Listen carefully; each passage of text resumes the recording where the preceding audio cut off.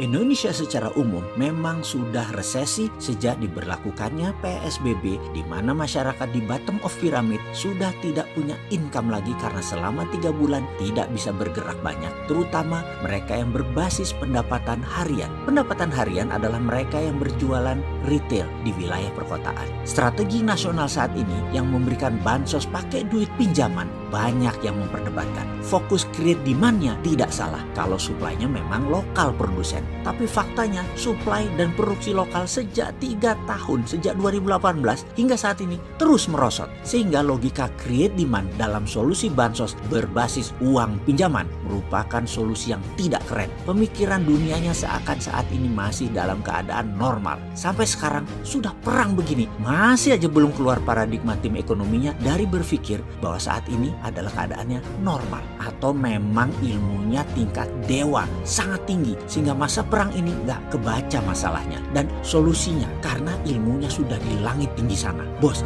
ini perang bos, itu virus corona masuk dalam biological warfare. Penanganannya perang ya kayak perang, survival of the nation mode yang dipakai. Ngerti gak sih survival of the nation mode? Langkahnya bukan pemadam kebakaran. Waduh, bagaimana sih mau nolong negara ini kok susah bener bikin ngerti para pejabatnya. Gini deh, sekarang kita masuk ke awal masa resesi. Kalau dalam definisi resesi versi NBER, National Bureau for Economic Research, kalau 2 kuartal berturut-turut mengalami pertumbuhan minus, maka kita menjadi resesi. Kita tahu kuartal pertama tahun ini mulai bergerak turun, Januari Maret, dan padahal itu belum dideklarasi masalah COVID. Lalu April sampai Juli kuartal kedua kita minus. Kuartal ketiga Juli sampai September bagaimana? Masih ingat sih mengapa si Bosman ini selalu berkata hati-hati bulan September? Ada apa dengan September? Oktober bisa diumumkan kira-kira. Dan pengumumannya apa? Indonesia resesi. Solusinya gimana supaya nggak resesi? Kan sudah berkali-kali dibilang ganti pemain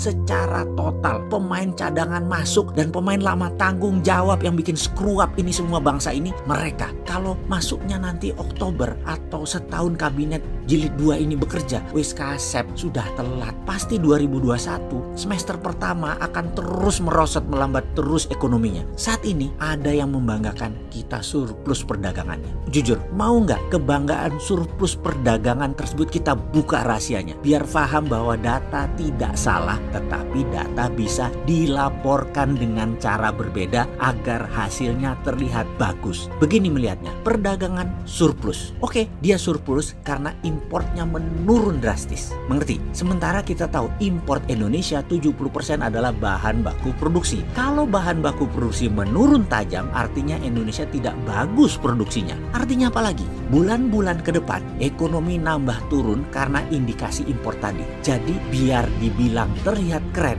makanya datanya diinfokan sepotong. Walaupun benar, yaitu Indonesia surplus transaksinya. Padahal, iya benar surplus transaksinya, tapi gara-gara impor turun terlalu tajam. Sementara impor adalah bahan baku produksi. Sudah mulai ngerti? Pinter ya cara dia buat laporan? Ya pinter lah, orang dokter S3 yang melaporkan. Lalu ditambah lagi ketegangan Laut Natuna Utara. Maaf, saya lebih memilih istilah Laut Natuna Utara ketimbang Laut Cina Selatan. Karena memang nama tadi atau istilah tadi yang diklaim oleh Tiongkok sebagai traditional fishing ground China sejak ribuan tahun yang lalu, yang harusnya kita berani juga dan bernyali juga mengatakan jancuk kon Tiongkok. Sejak ribuan tahun yang lalu tempat itu sudah traditional fishing groundnya kami orang Natuna. Jadi 200 mil laut utara Natuna itu laut kami, cok. Ketegangan Laut Natuna Utara sisi utara yang dianggap biasa oleh pejabat kita jadi tidak terasa dan tidak memperhitungkan banyaknya langkah-langkah diplomasi catur atau malah ngajak damai. Ini lucu, damai di negara yang dua-duanya perlu perang, kok nggak nyandak ngelihatnya. Asli ini lucu. Bos, mereka berdua memang mau perang, tapi perang ala mereka. Yo mikir dikit lah wahai pejabat. Jangan polos-polos banget bernegara itu. Si Jinping itu punya kartu truf untuk Biden. Biden dan anaknya itu pendosa yang kartunya sudah dipegang si Jinping. Oke, kita ajari pakai bahasa vulgar sekalian, ben ngerti sampean iki. Gini melihatnya, ada pejabat pas lagi kunjungan ke luar negeri, malamnya dikasih cewek bahenol, seksi. Syahwatnya dilampiaskan. Lalu pihak tuan rumah rekam semua adegan ranjang tadi secara rahasia. Lalu beberapa tahun kemudian dibocorkan bocorin dikit.